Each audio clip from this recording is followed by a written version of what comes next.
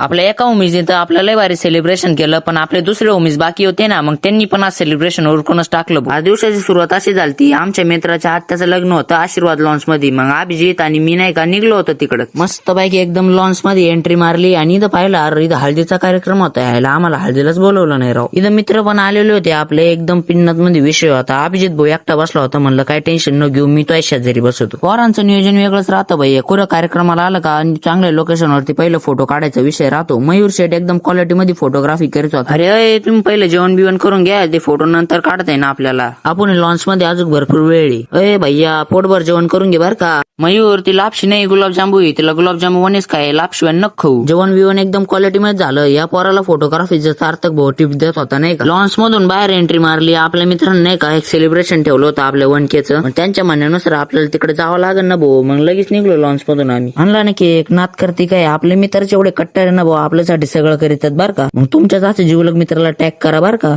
Cake कापला आणि अरे हे बांडगे कुठून उडून आल्या. अरे स्प्रे आणलाय, आधी सांगायचं तर घरी मला स्प्रेने भिजवलं नाही का. आता थांब तुला पण स्प्रे मध्ये भिजवून टाकतं, ते पण पिन्नत मध्ये. हा यायला अक्क भिजवलं भाऊ, पूर्ण असं डोके बिक भरून टाकलं फार मायावलं. अरे आत्ताच डोकं पुसलंय राव म्या, काय करू राहिले तुम्ही. शेवटी पळून घरी आलो भाऊ मी. म्हणलं अभि काका तुमचा फोन चार्जिंग लावायचा असला ना आपल्या ट्रॅक्टरला सिस्टीम आहे बरं का. हो अभि काका तेवढं ग्राइंडर जाळू नका म्हणजे झालं.